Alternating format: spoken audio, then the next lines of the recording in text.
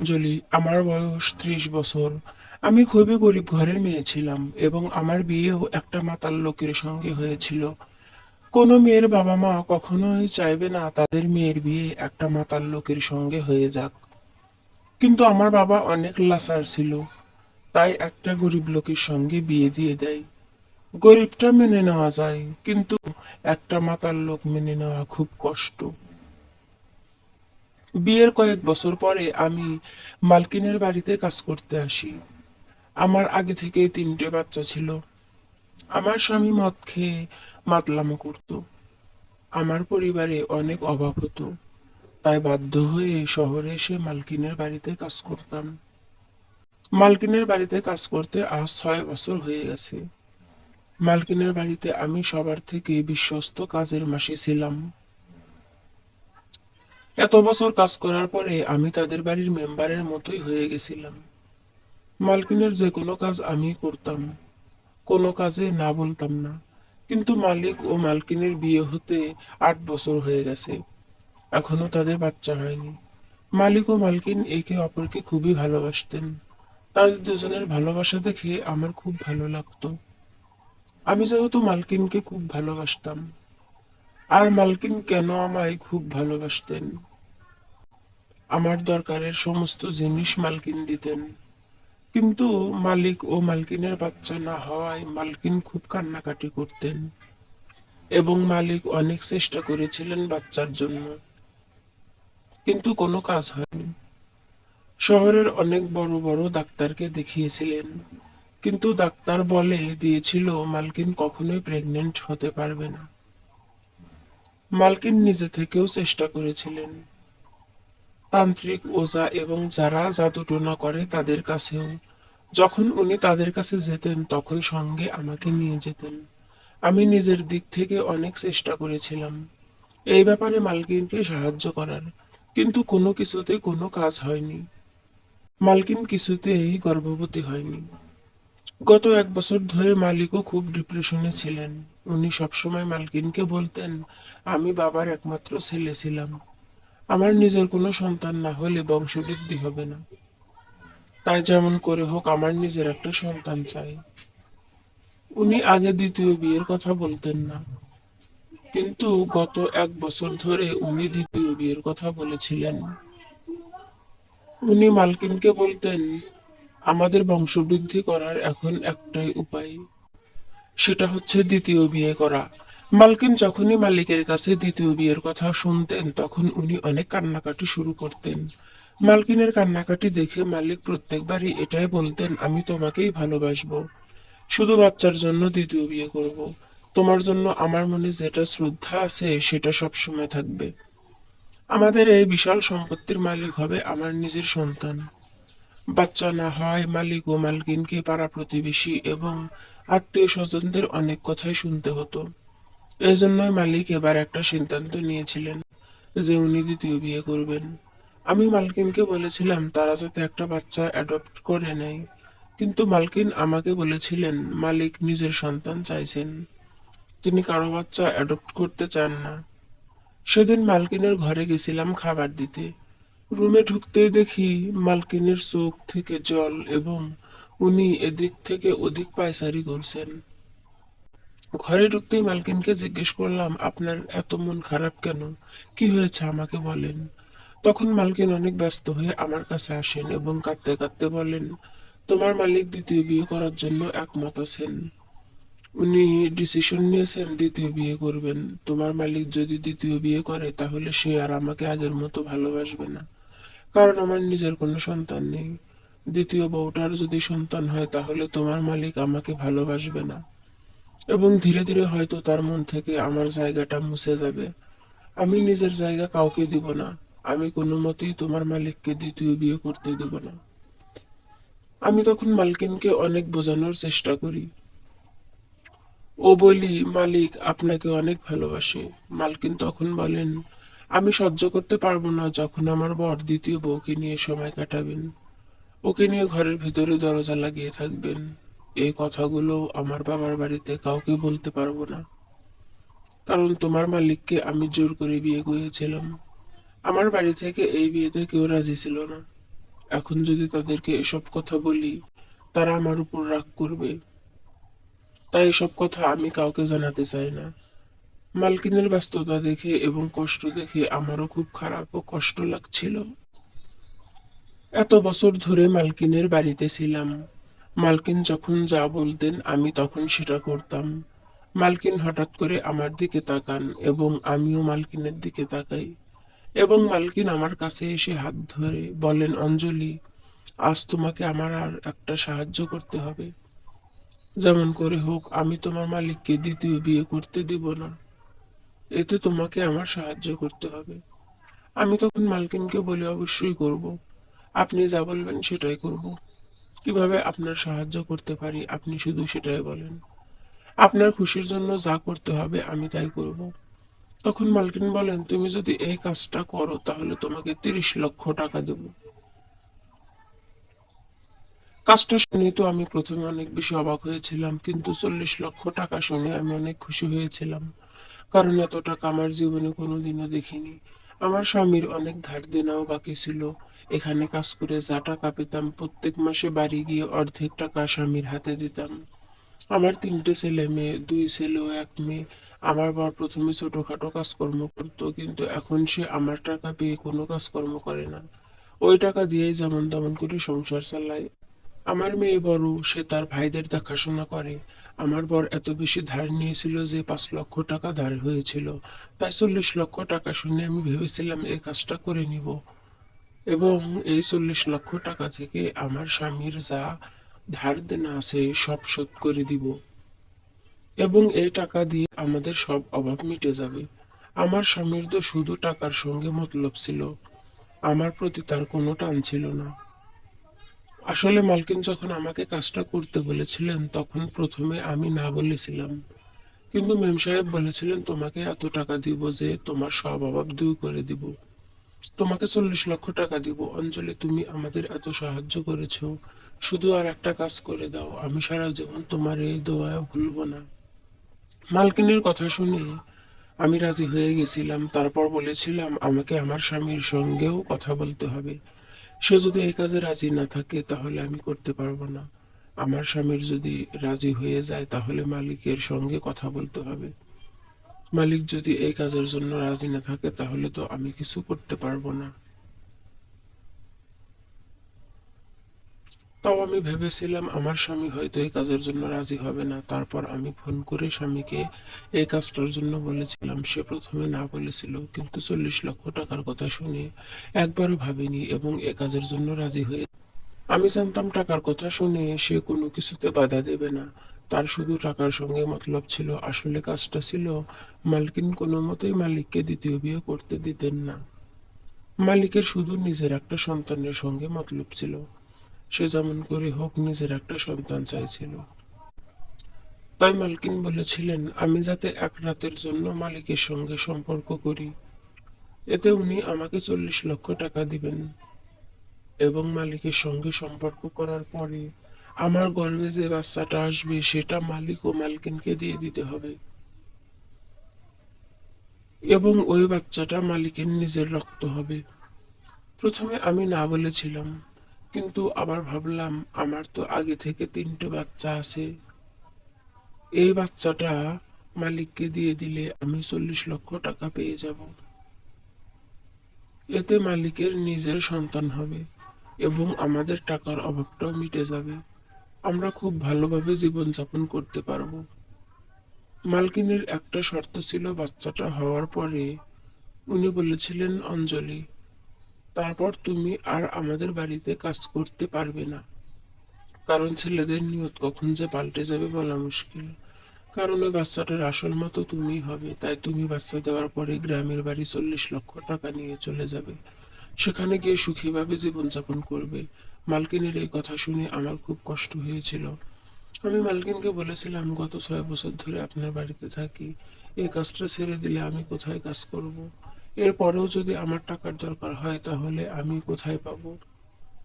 মালকিন তখন বলেছিলেন, 40 লক্ষ টাকা অনেক বড় একটা অ্যামাউন্ট, এটা দিয়ে তোমার চলে যাবে। তারপরেও যদি তোমার টাকার দরকার হয় তাহলে আমাকে একটা ফোন করে দিবে, আমি তোমাকে টাকা পাঠিয়ে দেব। কিন্তু তুমি আর কোনোদিনও আমাদের বাড়িতে আসবে না। আমার স্বামী রাজি হয়ে গেছে, কিন্তু মালিক কি রাজি হবে? মালকিন তখন বলেছিলেন, তোমার মালিককে রাজি করানোর দায়িত্ব আমার। মালকিন আমাকে বলেছিলেন, আমার স্বামীর সঙ্গে তোমাকে এক রাত বরদাস্ত করতে পারবো, কিন্তু এই বাড়িতে তোমার মালিক যদি দ্বিতীয় বিয়ে করে নিয়ে আসে, তাহলে প্রত্যেকদিন তাকে দেখে আমাকে তিলে তিলে মরতে হবে। তার থেকে ভালো একদিন কষ্ট পাওয়া। এটা আমি সহ্য করে নিতে পারবো, কিন্তু প্রত্যেকদিন আমি সহ্য করতে পারবো না। তোমার মালিককে আমি অনেক ভালোবাসি এবং আমি চাই না সে আমাকে ছাড়া অন্য কাউকে ভালোবাসা দিক। মালকিন অনেক কষ্ট করে এই কথাগুলো বলছিলেন এবং তার চোখের দিকে তাকিয়ে আমি স্পষ্ট বুঝতে পারছিলাম যে উনি কত কষ্ট করে এই কাজটা আমাকে করতে বলছেন। একটা মেয়ে কোনোদিনই সহ্য করতে পারবে না যে তার স্বামী অন্য কারোর সঙ্গে সম্পর্ক করুক। তারপর মালকিন মালিকের সঙ্গে কথা বলেন। মালিক প্রথমে রাজি ছিলেন না। তারপর মালকিন কোন রকম ভাবে মালিককে রাজি করান। মালিক এই কাজটার জন্য রাজি হয়। সেদিন রাতের বেলা মালকিনের সব থেকে কষ্টের দিন ছিল। উনি রাতের বেলা আমাকে রেডি করান এবং আমার হাত ধরে আমার চোখের দিকে তাকিয়ে বলেন, অঞ্জলি, তোমার কাছ থেকে যেটা আশা করছি আজ সেই কাজটা তুমি অবশ্যই করবে। এমন ভাবে করবে যাতে আমরা সেটার ফল পাই এবং মালকিনের চোখ থেকে জল বেরিয়ে আসে। ওটা বলে মালকিন আমাকে জড়িয়ে ধরেন। মালকিনের চোখের জল দেখে আমারও চোখ থেকে জল পড়ে।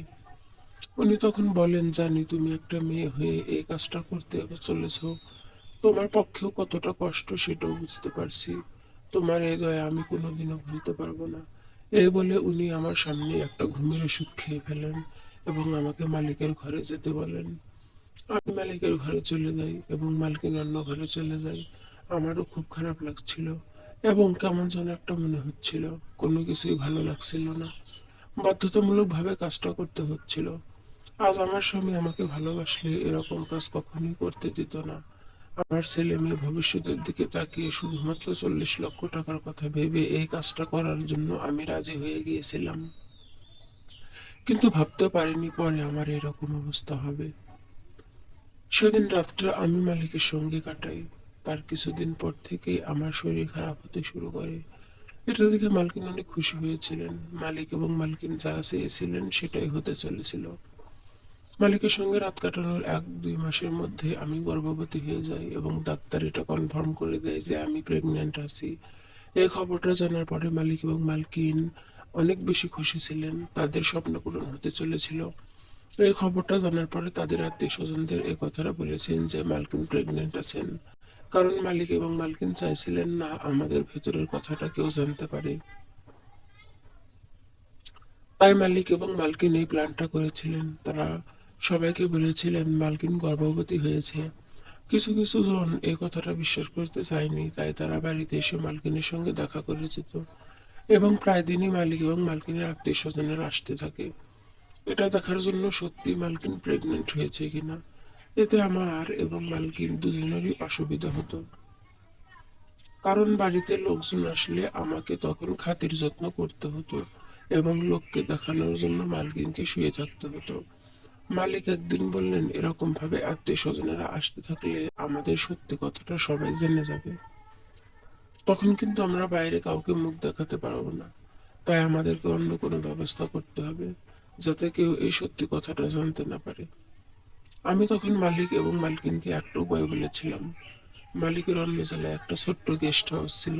আমি তখন বললাম, আপনাদের ওই গেস্ট হাউসে কেউ যায় না, ওটা ফাঁকা পড়ে আছে। যতদিন বাচ্চাটা হয়নি আমি এবং মালকিন ওখানে গিয়ে থাকবো। আপনি বলে দিবেন মালকিন বাবার বাড়ি চলে গেছে, বাচ্চা হওয়ার পরে বাড়ি আসবে। তাহলে আমাদের এই সত্যি কথাটা আর কেউ জানতেও পারবে না। মালিক এবং মালকিনের আমার এই আইডিয়াটা খুব পছন্দ হয়েছিল। যখন থেকে আমি মালিকের বাচ্চার মা হতে চলেছিলাম, তখন থেকে মালিক এবং মালকিন আমার খুবই খেয়াল রাখতেন। কোনো কিছুর অভাব হতে দিতেন না। সবসময় ডাক্তার ওষুধ পানি লেগেই থাকতো। আমি তখন ভাবতাম, এরকম ভালো মানুষের সঙ্গে ভগবান কেন এমনটা করেছেন? কেন তাদের একটা সন্তান দেয়নি, যার জন্য আজ তাদের সন্তানকে আমার গর্ভে ধারণ করতে হয়েছে। তারা যখন আমার খুব কেয়ার করতো তখন খুব ভালো লাগতো এবং ভাবতাম মানুষের কি কপাল। একদিন আমি তাদের কাজ করতাম, তাদের সেবা যত্ন করতাম আর আজ তারাই আমার সেবা যত্ন করছে। আমি বেশ ভালোই ছিলাম, কিন্তু যতদিন যাচ্ছিল আমার মনের দুশ্চিন্তা বাড়ছিল। আমি কোনোদিনই ভাবতে পারিনি আমার সঙ্গে এরকম হয়ে যাবে, কারণ আমার 3টা বাচ্চা আগে থেকেই ছিল, আমার বাচ্চা নেওয়ার আর কোনো ইচ্ছে ছিল না। তারপর আমরা এই বাড়ি থেকে চলে যাই মালকিনের অন্য একটা গেস্ট হাউসে। আমাদের সঙ্গে একটা কাজের মাসি এবং একটা পাহারাদার পাঠিয়ে দিয়েছিলেন মালিক। মালকিন আমার সঙ্গেই ছিলেন। ওই গেস্ট হাউসে আমাদের দিন ভালো কাটছিল। মালকিন আমার খুব খেয়াল রাখতেন। মালকিন সারাদিন আমার কাছে থাকতেন এবং ওই কাজের মাসিটা সমস্ত কাজ করত। মালিক মাঝে মধ্যে এই গেস্ট হাউসে আসতেন এবং অনেকগুলো খাবার, ফলমূল, জুস এসব নিয়ে আসবেন এবং কোনো কিছুর অভাব হতে দিতেন না। ওদিকে আমার স্বামী 40 লক্ষ টাকার না জানি কি কি স্বপ্ন দেখে ফেলেছিল। ওর তো আমার কোনো চিন্তাই ছিল না। ও শুধু এটা স্বপ্ন নিয়ে বসেছিল কখন তার হাতে 40 লক্ষ টাকা আসবে এবং কখন সে ওই টাকাগুলো নিজে ইচ্ছামতো নষ্ট করতে পারবে। এদিকে যতদিন যায় আমার মনের দুশ্চিন্তা বাড়তে থাকে এবং আমি দিন দিন অন্যমনস্ক হয়ে যেতে থাকি। প্রত্যেকদিন রাতে একটাই স্বপ্ন দেখি, একটা ছোট বাচ্চা যেন আমাকে বলছে, মা, আমি তোমার সন্তান, তুমি আমাকে নিজের থেকে আলাদা করে দিও না। প্রত্যেকদিন একই স্বপ্ন দেখে দেখে আমি অন্যমনস্ক হয়ে গিয়েছিলাম এবং ধীরে ধীরে আমার মনের মধ্যে এটা খেয়াল আসে, যতই হোক এটা আমার সন্তান। একটা সন্তানের প্রতি মায়ের ভালোবাসা বাবার চেয়ে বেশি হয়। আমি নিজের গর্ভে এক ধারণ করেছি। কিভাবে আমি ছোট বাচ্চাটাকে আমার থেকে দূর করে দিব? আমার দিন দিন এরকম ব্যবহার দেখে মালকিন আমার উপরে সন্দেহ করেছিলেন এবং একদিন ফোনে মালিককে বলেছিলেন, অঞ্জলির মতো গতি আমাকে ঠিক লাগছে না। সে আবার আমাদের বাচ্চা নিয়ে পালিয়ে যাবে না তো? মালিক তখন ওদিক থেকে বলেছিলেন, অঞ্জলি কখনোই এরকম করবে না। সে এত বছর ধরে আমাদের সঙ্গে আছে, কখনোই বিশ্বাসঘাতকতা করবে না। তুমি ওটা নিয়ে একদম চিন্তা করো না। মালিক ও মালকিনের এই কথাটা আমি লুকিয়ে শুনে নিয়েছিলাম। দিন দিন আমার মন থেকে 40 লক্ষ টাকার লোভ মুছে যাচ্ছিল এবং বাচ্চাটার কথাই বেশি ভাবছিলাম এবং আমি মনে মনে ডিসিশন নিয়েছিলাম, 40 লক্ষ টাকার থেকে আমার এই বাচ্চার দাম বেশি। আমি এই বাচ্চাকে কাউকে দিতে পারবো না। এই কথাটা আমি কাউকে জানাইনি এবং আমি মালকিনকেও সন্দেহ হতে দিইনি। তারপর ওই দিনটা চলে আসে যখন মালিক এবং মালকিনের স্বপ্ন পূরণ হতে চলেছিল। ডাক্তারের ডেলিভারি ডেট দিয়েছিল। সেদিন আমি মনে মনে ভেবে নিয়েছিলাম, যেমন করে হোক আমাকে এখান থেকে পালিয়ে যেতে হবে এই বাচ্চাটাকে নিয়ে। আমি তখন একবারও মালিক এবং মালকিনের ব্যাপারে ভাবিনি যে তাদের কি অবস্থা হবে। আমি তখন নিজের ব্যাপারেই ভাবছিলাম। ডেলিভারির আগের দিন রাতে আমি চুপচাপ গেস্ট হাউস থেকে বেরিয়ে চলে যাই এবং পালিয়ে যাই আমাদের গ্রামের দইমার কাছে।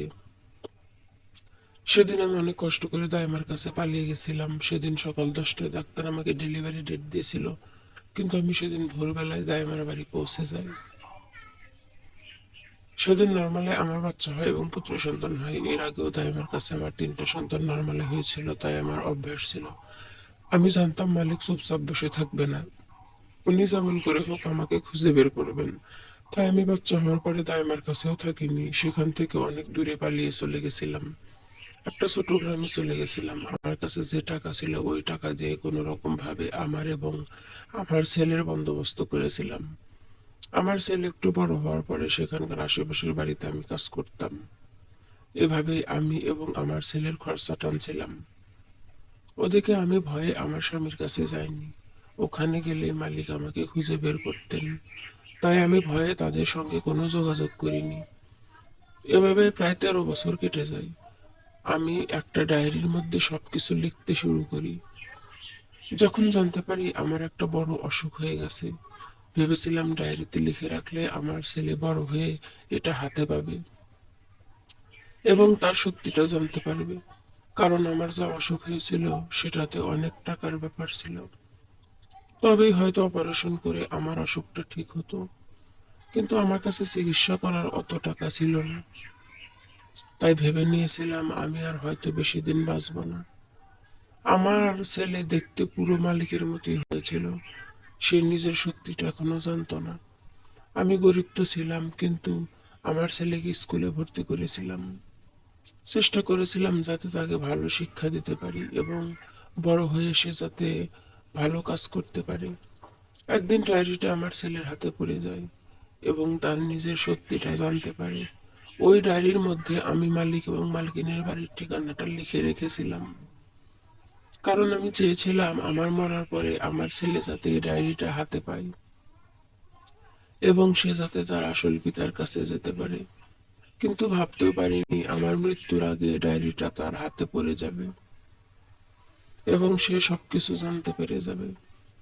সবকিছু জানতে পেরে আমার ছেলে আমাকে বাঁচানোর জন্য ওই ঠিকানায় মালিকের বাড়ি পৌঁছে যায় এবং মালিককে গিয়ে সব কথা বলে দেয়। মালিক কিছুতেই বিশ্বাস করেনি আমার ছেলের কথা। উনি বলেছিলেন, তুমি মিথ্যা কথা বলছো। আমার ছেলে তখন বলেছিল, আমি সত্যি বলছি না মিথ্যা বলছি, এটার হিসাব আপনি পরে করবেন, কিন্তু আমার মাকে বাঁচিয়ে নিন। আমার মায়ের চিকিৎসা না হলে মরে যাবে। আমার ছেলে হাতে পায়ে ধরে মালিককে রাজি করে। মালিক এটা জানার জন্য আমার ছেলের সঙ্গে আমার কাছে চলে আসে, জানার জন্য যে এটা সত্যি না মিথ্যা। কারণ মালিক অনেক খোঁজার চেষ্টা করেছিল আমাকে ও আমার ছেলেকে, কিন্তু তারা খুঁজে পায়নি। তারপর মালিক আমার কাছে এসে সত্যিটা জানতে পারে। মালিক ও মালকিন আমাকে অনেক কথা শোনায় এবং বলে, অঞ্জলি তুমি যা করেছো আমাদের সাথে, তোমাকে কোনোদিনও ক্ষমা করতে পারবো না। তোমার জন্য আমাদের অনেক লোকের কাছে অপমানিত হতে হয়েছে। না পেরে আমাদের আত্মীয় স্বজনদের বলে দিয়েছিলাম আমাদের বাচ্চাকে হসপিটাল থেকে কেউ চুরি করে নিয়েছে। আমরা কখনোই ভাবতে পারিনি তুমি আমাদের সঙ্গে এত খারাপ করবে। তোমাকে অনেক বিশ্বাস করেছিলাম, এই সব কারণের জন্য আমি ভয়ে আর দ্বিতীয় বিয়েও করিনি এবং আমরা দুজন ভেবে নিয়েছিলাম যে আমাদের কপালে সন্তান নেই। তারপর থেকে আমার বাচ্চার খেয়াল নিজের মন থেকে বের করে দিয়েছিলাম।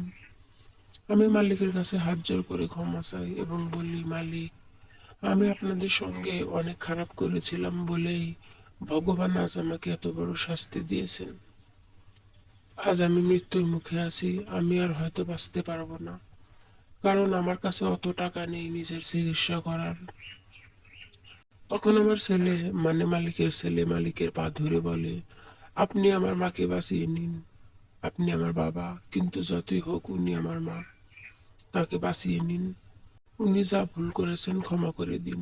এটা শোনার পরে মালিক তার ছেলেকে জড়িয়ে ধরেন এবং অনেক আদর করেন। তারপর মালিক আমাকে একটা বড় হসপিটালে ভর্তি করেন। আমার অপারেশন হওয়ার পরে ডাক্তার বলে আমি এখন রোগমুক্ত হয়েছি। তারপর আমি ধীরে ধীরে সুস্থ হয়ে উঠি এবং আমার ছেলেকে বলি, মালিক হচ্ছে তোমার আসল বাবা এবং মালকিন হচ্ছে তোমার মা। তুমি ওদের সন্তান, আজ থেকে তুমি ওদের কাছেই থাকবে। তোমার যখন আমাকে দেখার ইচ্ছে করবে আমি মাঝে মধ্যে তোমার কাছে চলে আসব। তারপর মালিক এবং মালকিন ছেলেকে নিয়ে চলে যায় নিজের বাড়ি এবং আমি চলে যাই আমার স্বামীর বাড়ি। ওখানে গিয়ে জানতে পারি আমার স্বামী 10 বছর আগেই মারা গেছে। তার লিভার ব্লাস্ট হয়ে গেছিল অনেক বেশি অ্যালকোহল খাওয়ার জন্য। আমার আগের 2 ছেলে ও মেয়ে অনেক বড় হয়ে গেছিল। তারা আমাকে দেখে জড়িয়ে ধরে এবং বলে, তুমি এতদিন আমাদের কাছে আসোনি কেন? তোমাকে খোঁজার অনেক চেষ্টা করেছি। তারপর মালিক এবং মালকিন তাদের কথা অনুযায়ী 40 লক্ষ টাকা আমাকে দিয়ে দেয়